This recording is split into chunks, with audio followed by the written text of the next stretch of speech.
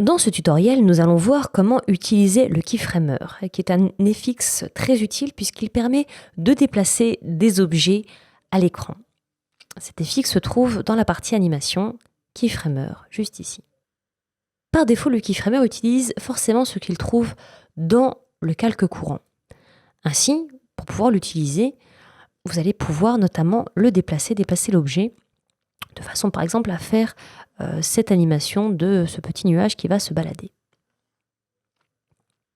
Donc pour le déplacer, ça va être très simple. Je vais pouvoir de nouveau créer une clé de cette façon, me placer à la fin de mon calque,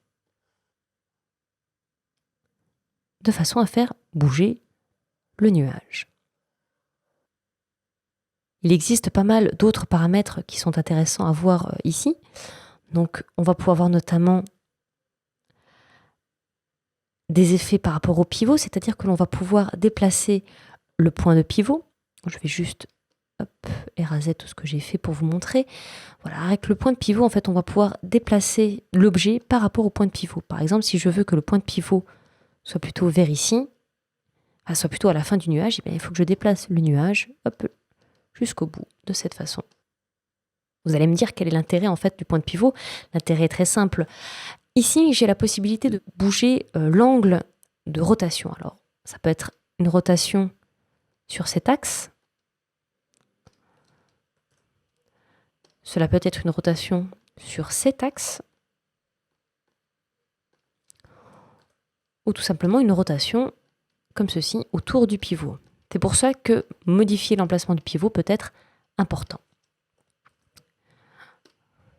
Il est également possible de changer la taille de l'objet en modifiant la largeur ou la hauteur.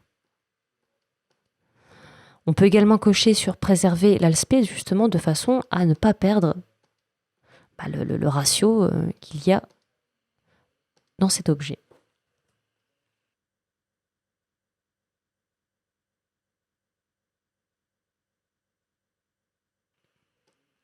Ainsi, hop, je vais refaire un petit mouvement de droite vers la gauche.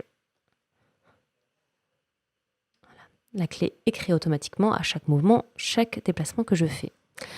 Donc là, pour l'instant, mon mouvement est très linéaire. J'ai la possibilité d'ajouter une étape intermédiaire, tout simplement en me plaçant comme ça au milieu de mon instance et en cliquant de façon à ajouter une nouvelle position à mon nuage.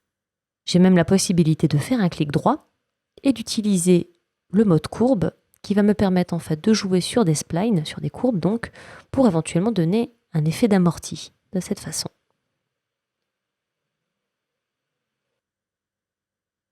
On peut même pousser les choses un peu plus loin, notamment pour varier le rythme, car actuellement nous avons quelque chose de très linéaire, très continu.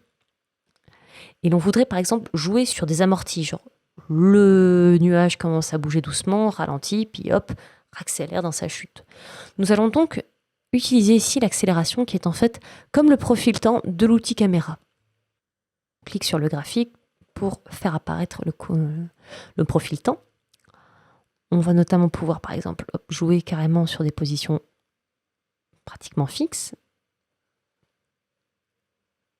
Hop, de cette façon. Donc, bien évidemment, le curseur rouge ici symbolise le curseur que j'ai dans ma timeline. Je vais également pouvoir jouer sur des splines de façon à jouer donc sur des amortis.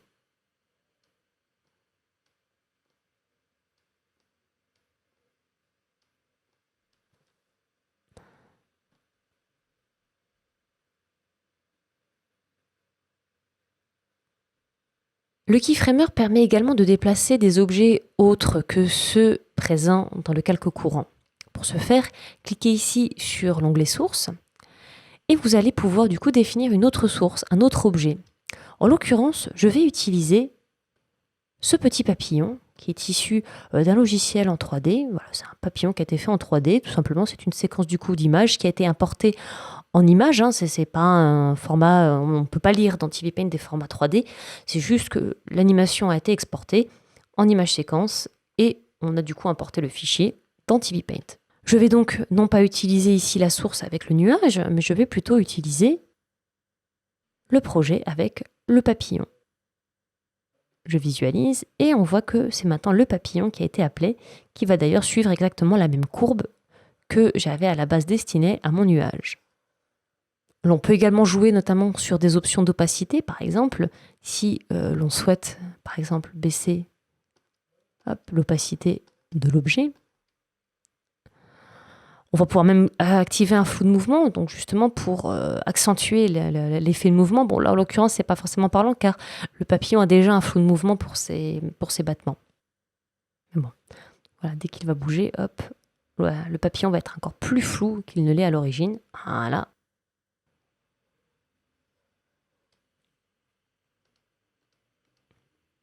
Enfin, quelque chose de très puissant que vous allez pouvoir trouver avec le keyframer, c'est la possibilité d'enregistrer un chemin de façon à faire suivre ce chemin par un objet, en l'occurrence mon petit papillon.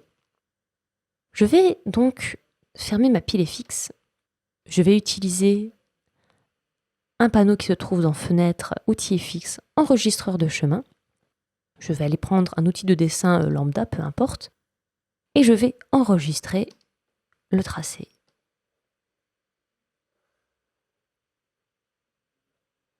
Voilà, et j'arrête. On me propose d'enregistrer, donc par défaut enregistreur 1, ça me va très bien. Et je vais annuler le fait d'avoir dessiné, car je n'ai plus besoin de garder ce dessin qui a été effectué. Un peu comme nous l'avons pu le voir dans le tutoriel précédent, avec la peinture automatique. Alors si la peinture automatique permettait justement d'afficher le dessin étape par étape, ici on ne va pas afficher le dessin par étape, on va afficher simplement les étapes, les positions que j'ai eues en dessinant. J'ouvre la pile fixe, je retourne ici dans l'onglet position, et ici dans la partie position outils, je vais aller pouvoir chercher copier depuis le bin des chemins, enregistreur 1. Et là on peut voir tout le tracé que j'ai effectué. On a même pu voir que le timing a été respecté. Donc là où j'ai été très lente, on a beaucoup plus de petits carrés, alors que là où j'étais plus rapide, on en a beaucoup moins. On va rallonger la durée du calque pour que ça corresponde aux clés qui ont été enregistrées. Et là, on va du coup pouvoir voir, hop, le mouvement effectué. L'accélération ici est toujours active, donc je vais la désactiver pour que l'on conserve vraiment le timing que j'ai moi enregistré. Je vais donc désactiver le HUD et appliquer ma pile fixe. Voilà, pour voir le résultat.